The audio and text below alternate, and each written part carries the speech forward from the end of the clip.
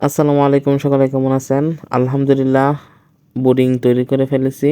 Boarding করার জন্য কোয়েল পাখির বাচ্চা। তো আমি কোয়েল পাখিকে এখন বোর্ডিংয়ে ঢুকাবো। তার জন্য বোতল পরিষ্কার করে নিতেছি। অনেকদিন পর বোতল নিয়েছি 1/2 লিটার। তো এটার ভিতরে লাইসোবিট দিব 1 লিটার পানিতে 1 মিলি। তো আমি 1/2 লিটার পানিতে পরিমাণ মতো দিয়ে দিব। আমি পানির কৌটোগুলো দিয়ে নিতেছি। ওইগুলোর ভিতরে এখন ফটিক দিয়ে দিব, মার্বেল দিয়ে দিব। আমাদের এদিকে ফটিকও বলি, মার্বেলও বলি, তো দোনোটাই বলি। আর এইগুলা সবগুলা দিয়ে দিব।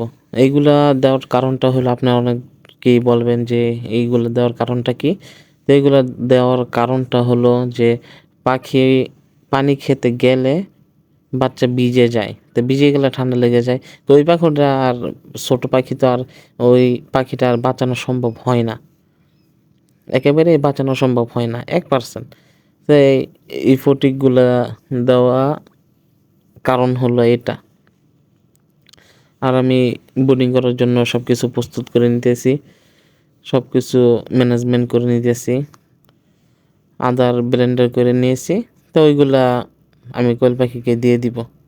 তো মার্বেলগুলো আমি ভালো করে দিয়ে দিয়েছি, যেই জায়গার ভিতরে যাতে বেশি না থাকে, যে পাখি উপরেও যদি পড়ে যাতে না হয়। আপনি অনেকেই কণা দেন যে ইটের যেই বেঙে, তারপর ওইগুলো দেন, ওইগুলো দিলেও হয়, কিন্তু অনেক সময় পাখি একটু বেশি ভিজে যায় বা ওরকমভাবে হয় না। আর এটা দিলে, মার্বেলটা দিলে অনেক ভালো মতন থাকে, ভালো মতন হয়। তার জন্য আমি মার্বেল কিনে এনেছি। ইনশাল্লাহ আমি সামনে আরেকটা মেশিন এনেছি, সামনেতে আমি পাখি বিক্রি করব। আপনাদেরকে আমি ভিডিওতে জানিয়ে দিব। যখন বাচ্চা বিক্রি করব তখন আমি আপনাদেরকে জানিয়ে দিব। কারো যদি বাচ্চা লাগে আমার সাথে তখন যোগাযোগ করবেন। এখন আমি লাইসোবিট দিয়ে দিতেছি 1/2 লিটার পানিতে পরিমাণ মতো। তো 3টা বোতল নিয়েছি। এখনও বাচ্চা পুরোপুরি ফুটে নাই। আপনাদেরকে আমি আগের ভিডিওতে বলছিলাম আমার মেশিনটা নষ্ট হয়ে গিয়েছিল। তো আল্লাহর রহমতে আমার মেশিন ঠিক করছি। এখন বাচ্চা বের হইতে একটু দেরি হইতেছে, কারণ মেশিনটা নষ্ট ছিল, ওরকমভাবে হিট পায় নাই বা ওরকমভাবে হয় নাই। তার জন্য বাচ্চা ফুটতে দেরি হইতেছে। তো আমার ওষুধ দেওয়া শেষ, আমি সব কিছু রেডি করতেছি।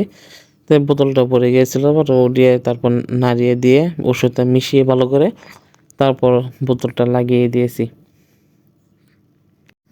তারপর ওষুধের বোতলগুলা নিয়ে বোর্ডিংয়ে ঢুকিয়ে দিলাম। এটা হলো আমার বোর্ডিংয়ের, যেভাবে বোর্ডিং করি আমি শীতের ভিতরে, ওইভাবে হিটার বাল্ব দিয়েছে, কারণ যে পরিমাণ রাতে শীত পড়ে, বাতাস আসে আমার রুমের উপর দিয়ে, তার জন্য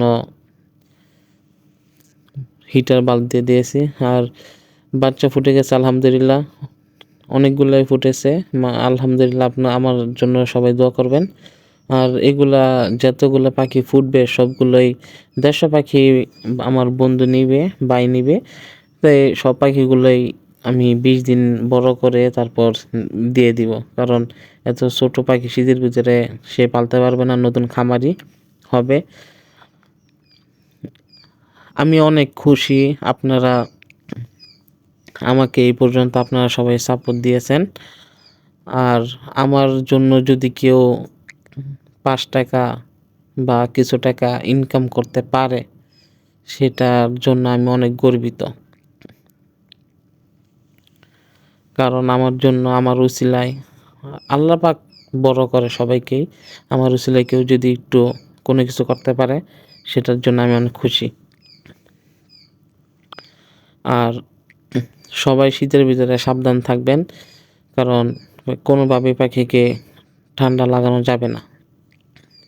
আমি পাখিগুলো নিয়ে নিতেছি, যেইগুলো শুকাইছিল আর যেগুলো শরীর শুকনো আছে, কিছু কিছু একটু হাঁটতে সমস্যা হইতেছে বা শরীরে শক্তি পাইতেছেন, একটু দুর্বল আছে, তার জন্য ওইগুলো নিই নাই। আর এই পাখিগুলো পরে ছেড়ে দিয়েছি। আর বোর্ডিংয়ের ভিতরে আমি সালাদ চট দিয়েছি, কারণ হলো সালাদ চটটা দিলে কোয়েল পাখি পিছল খায় না আর সুন্দর মতো হাঁটতে পারে।